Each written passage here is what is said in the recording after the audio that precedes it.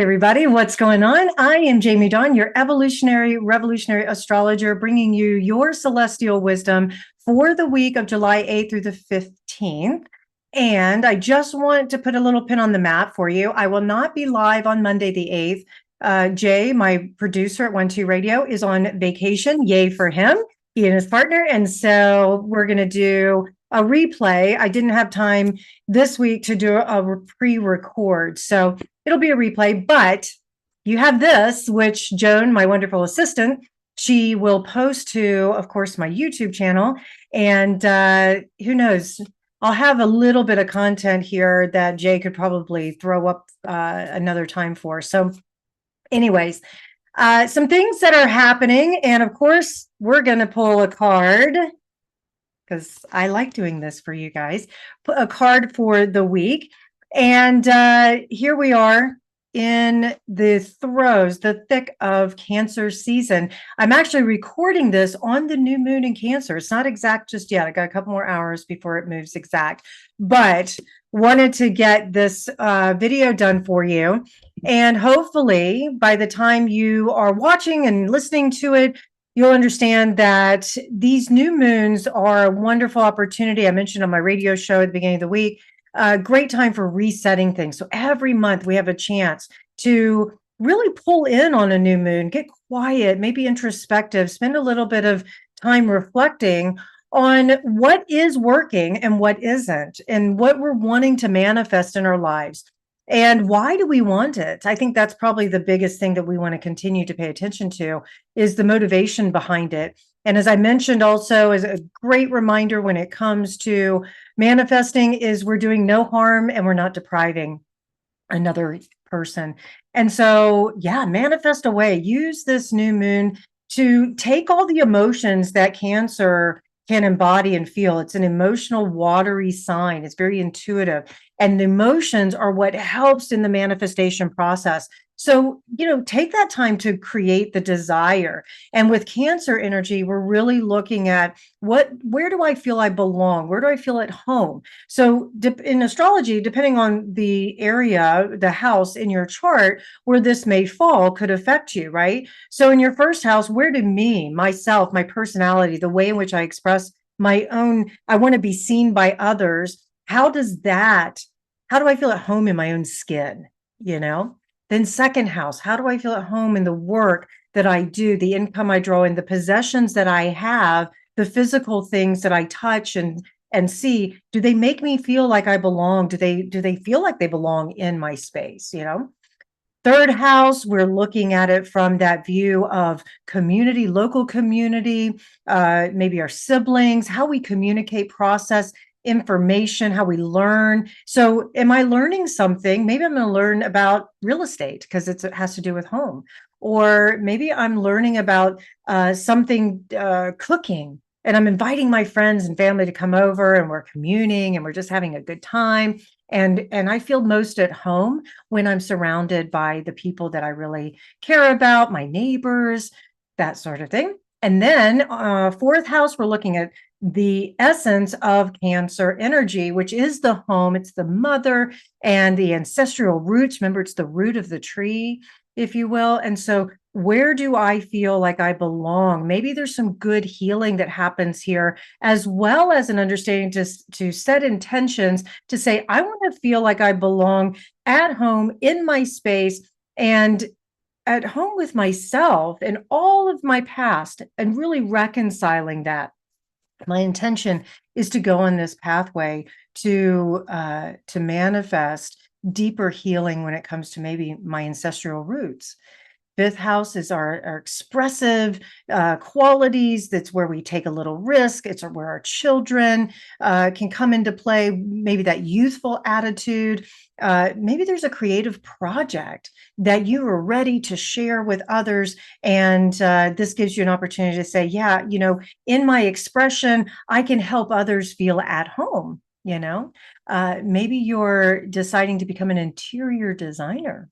That could be a way that you creatively express some of your gifts.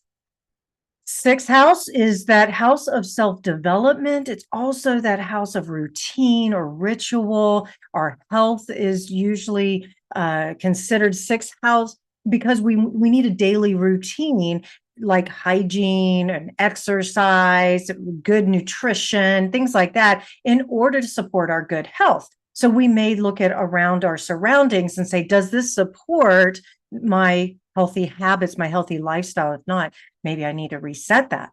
Seventh house, relational house. It has to do with our contracts, the people we consider to be partners in our lives, whether it's personal or professional. And maybe we're not really partnered with somebody who helps us feel at home, or we have alienated ourselves from someone and need to reconnect and really nurture and allow the relationship, because remember this, that relational field, to become more home-like, more belonging.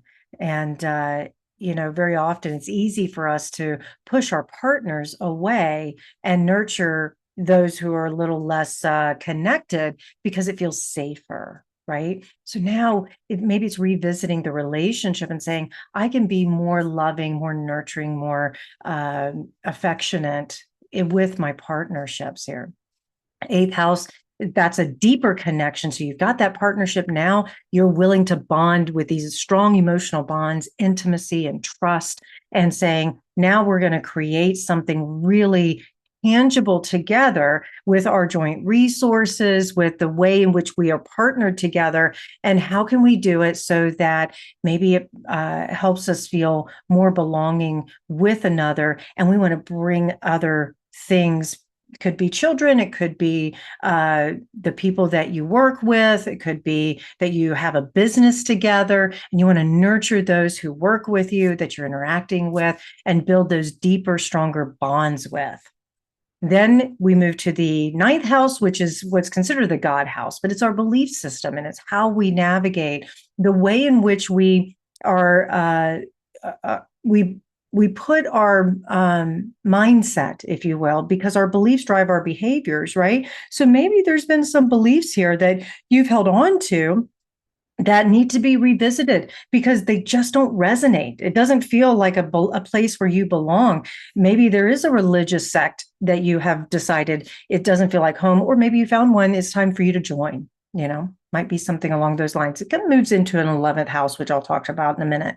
But then 10th house is where our career, it's our public status, it's our legacy that we want to leave behind. It is the branches of the tree with all the leaves and that sort of thing. And so how do we want to be seen in the world? Maybe our career gets a lot of emphasis and we're really putting our intentions out there to change the career in a way that puts us as, I'll say an expert, but puts us in a position to really nurture or mother the work that we do and let others who benefit from that work feel really connected to us. 11th house, as I mentioned earlier with the ninth house, 11th house is about groups. It's about our social setting. It's about the things that we belong to, the people we belong to. It's also the fruits of our labor. And we are teaching, maybe we're connecting and we're joining in with like-hearted, like-minded people. And so this could be a time where if you feel like you've been looking for your tribe and you haven't quite found it because it didn't feel like you belong, this is an intention you can set to say, okay, with this new moon moving forward, the next 6 months or so, I really want to find that place that I feel I belong. Could be some new conversations and new positions that you take on within a group. Then we move to our 12th house, which is all about our subconscious. It's also the unity house because it's a culmination of all the houses in the zodiac coming together to have this great awareness. Sometimes there's hidden things or things that are just so in the subconscious because, we can only know what we know. And maybe some new things come up that we get to work with. And we say, I really want to go on a deeper healing journey within my psyche, within those places, my subconscious that I don't know about. I want to do work that pulls that up and out. Maybe I'm a little bit more withdrawn during this time and retreating a little bit so that I give myself more self-care, or a deeper understanding of how I tick, so that when I'm ready to emphasize on that first house and embody these new understandings and this new wisdom, I will be able to do that in my own unique way. So I did not plan on going through all the houses on this new moon video. I know, I understand too. It's after the fact when you will watch this or listen to it, but maybe you can reflect back and say, yeah, I kind of did that, or yes, that was an emphasis for me. Okay.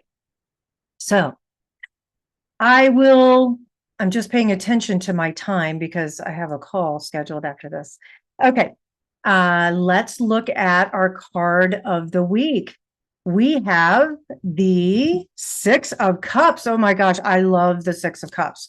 And the Six of Cups is a card that takes us back to the happy memories of our past. This is so perfect with the new moon in Cancer because that fourth house remembers that past ancestral line.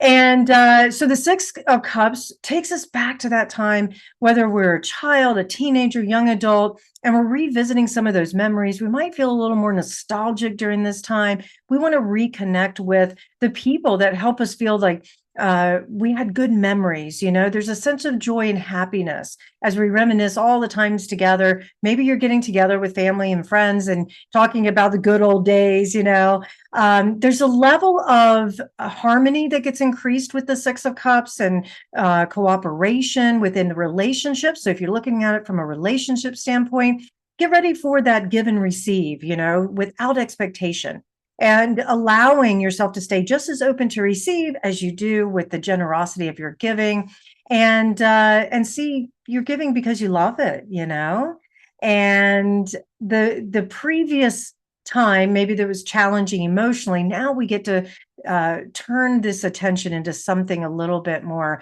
uplifting, and we're just probably more generous as we feel our way through this week. And also the Six of Cups invites us to get in touch with that inner child and experience a little bit of fun, a little bit of innocence, not naivety, but that return to innocence, as I spoke about on my radio show last Monday.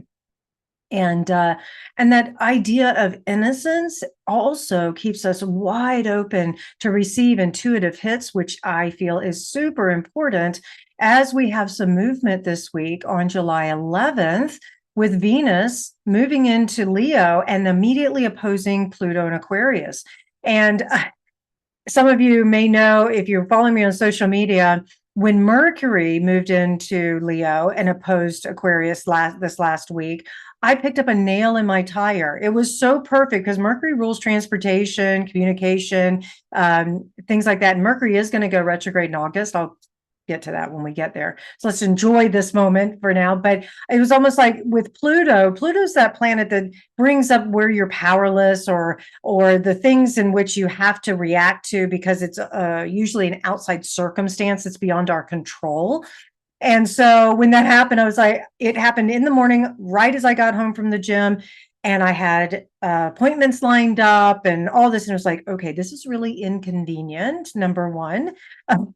And number two, how much is this going to cost me? Fortunately, I have AAA, so it didn't cost me anything, but it's all those kinds of things that come into play where you just I had to keep my sense of humor and roll with the punches. And then later in the day, my internet, it's a long story, I won't get into it, but I had a snafu with my internet. That's fine now, obviously, but those were just some fun. Mercury opposing Pluto. Now we're going to have Venus opposing Pluto. And when Venus is a planet of love and money and desire, when she joins in that expressive, courageous energy of Leo, well, there's an invitation to live, love, laugh out loud, be expressive. Venus loves to very sweet and calm cooperation. So this could be a wild ride when she's in Leo because things are a little bit more dramatic when they're in the sign of Leo. So Venus is very expressive when she's in this sign. We're probably going to be much more expressive. We're also going to probably want more attention from our beloveds, probably a little bit more attention from others of like, I felt like I was invisible. Nobody's paying attention to me. Watch how big feelings get expressed. Maybe there's declarations that happen, declarations of love, could be a few jealousy, temper tantrums, could go either way. Because remember, this is a fire sign. And I would imagine too, I find it very interesting that we'll have the Olympics starting shortly after Venus, while she's in Leo, and all the gold medals or silver medals and all the athletes and all their garb and their expression. I think of Sha'Carri Richardson, who is just, I think she's a fabulous runner athlete. And then she's always wearing the long nails and the weaves and the all the different colors, and I really love a lot of the new uniforms that are being shown or used for the Olympics this year for the US. And I can't wait to see what the other countries are also going to look like. And I'm thinking there's going to be some fun, good-hearted competition. So that's very much of a Venus and Leo. But on a personal level, we're going to reward loyalty. We want to be adored. We're going to adore our others. You would think I had Venus and Leo the way I talk with my hands. Nope, I have Mars and Leo. So makes me a little bit more expressive. Definitely the hand gestures, a little more animated, that sort of thing. One thing to One thing to be really mindful of is that we also are going to have a tendency to lash out at people when Venus is in Leo, because we're on stage and we're not thinking about it and we want what we want. And think of the lion or the lioness, right? Believe me, she can be very loving and loyal to her pride, to her cubs, that sort of thing. But you piss her off or you threaten her babies or whatever, watch out, right? So we are going to pay attention to that. Money is a means to an end when Venus is in Leo. So we're looking at it from that. So it's like, okay, how do I care about myself to feel like $1 million? I was thinking about this the other day when a girlfriend of mine, she loves Aveda. She used to only use Aveda products for her hair and all that. And she went to an Aveda salon, and she had a terrible experience. And she's like, you know what? If I'm going to pay that kind of money, I better feel like $1 million. And I was like, that's very Venus of Leo in Leo for you. And that's what we're going to do. We're going to look at maybe pampering ourselves simply because it makes us happy when Venus is in Leo. Do watch for the overspending. That could happen too, because we can justify, well, I deserve this, I need this, that sort of thing. I just want to be happy. But this is a time too when our relationships can get re-energized. And it's a perfect setup for the Mercury retrograde in August, because I imagine that we may get a little preview of some people from our past already circling back. And that's often what happens when Mercury is retrograde, is that our past comes back to us and to be revisited and redone, and all the REs that I'll talk about when we get to that stage in August. But like I say, I do imagine that there will be something that shows up from our past even before then. All right, you guys, I really hope that this video has helped. Please like, subscribe, share, comment. As you can tell, I'm super casual today, and just got back from the gym, and wanted to make sure I got this video out to you. And I really hope that you guys have a wonderful weekend. Enjoy the new moon in Cancer. I'm going to be celebrating an 80th birthday. Not me personally. I just had my 50, for those of you who know. But this is for my beloved's father. And his name is Bill. Bill and I ski together. He's still skiing it. It was 79. He'll be 80 tomorrow.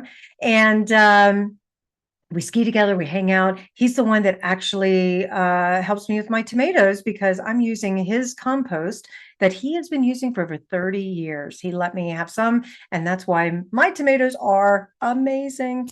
And I've got quite a few, I think 20, maybe more than that on one of my tomatoes, and at least 15 on the other two. So I'm excited. I was telling my daughter at the gym today, I said, I think I'm going to make some tomato bacon jam with those tomatoes. So we'll see. I've never made it, but I'm excited to try. Okay, enough of my rambling. Venus is not in Leo yet, but you would think so, the way I keep yapping on and on. Mercury's in Leo, though, so I'll point to that one. All right, you guys, I really hope that these do help you. And if nothing else, thanks for connecting with me this way. One day, it would be fabulous if I could just have everybody in an audience and we could just dialogue and talk, but who knows? All right, you guys, enjoy the rest of the week. Keep me posted. I will be around. Find me at 12listen, jamiedawn.com. I look forward to connecting with you. Take care, everybody.